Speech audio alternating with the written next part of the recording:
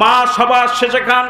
ভালো ভালো খাবারগুলি কলিজার টুকরা সন্তানের প্লেটে উঠায় দেন, আর সব শেষে যেগুলা বাঁচে সেগুলা মা খান। ছোটবেলায় মাকে আরামে ঘুমাতে দিলাম না, পেটে থাকা অবস্থায় মাকে আরামে চলতে দিলাম না, খেতে দিলাম না, ঘুমাতে দিলাম না। এত ত্যাগ স্বীকার করলো মা বাপ। বড় হওয়ার পর, প্রতিষ্ঠিত হওয়ার পর সেই সন্তান পিতা মাতার সঙ্গে জানোয়ারের মতো আচরণ করে। কথা বলেন ঠিক কিনা? জানোয়ারের মতো আচরণ করে। অথচ আল্লাহ পাক কোরআনুল কারীমের ভিতরে আল্লাহ পাক বলছেন, ওয়াকাদা রাব্বুকা আল্লা তা'বুদু ইল্লা ইয়্যাহু ওয়া বিল ওয়ালিদাইনি ইহসানা। আল্লাহ পাক বলছেন, তোমার রবের পক্ষ থেকে চূড়ান্ত সিদ্ধান্ত হয়ে গিয়েছে যে আল্লাহ ছাড়া কারো ইবাদত করা যাবে না। ওয়া বিল ওয়ালিদাইনি ইহসানা, এরপরে পিতামাতার প্রতি ইহসান করবে, তাদের প্রতি দয়া করবে, নমনীয়তার সঙ্গে তাদের সঙ্গে আলাপ করবে, কথা বলবে। তাদের বৃদ্ধ অবস্থায় তাদের একজন অথবা উভয় যদি তোমাদের কাছে জীবিত থাকে, তাহলে শব্দ পর্যন্ত তাদেরকে করো না।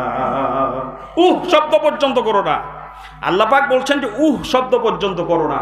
আর সন্তান পিতামাতাকে কথায় কথায় ধমক দেয়, কিসমত পুড়ে যাবে, কিসমত পুড়ে যাবে। হুমা জান্নাতুকা ওয়া নারুকা।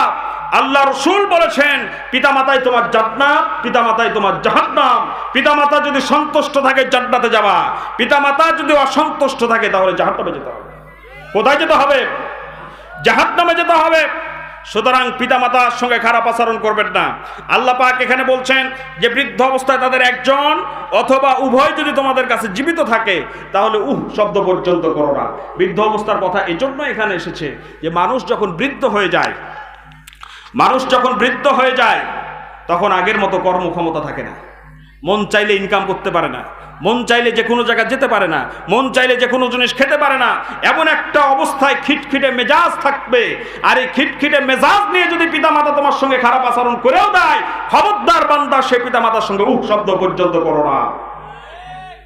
আল্লাহ পাকের নির্দেশ এটা। সুতরাং পিতামাতার সঙ্গে যারা খারাপ আচরণ করেছেন, আজকে পিতামাতার কাছে গিয়ে হাত ধরে, তাদের পা ধরে তাদের কাছে ক্ষমা চাইবেন। যদি এতটুকুন জিনিস করতে যদি আপনার বিবেকে বাঁধে, ইজ্জতে বাঁধে, ওয়াইয়ের বাসিন্দা হওয়ার জন্য প্রস্তুত হয়ে যান। পিতামাতার সঙ্গে খারাপ আচরণ করবেন না, পিতামাতার সঙ্গে খবরদার খারাপ আচরণ করবেন না।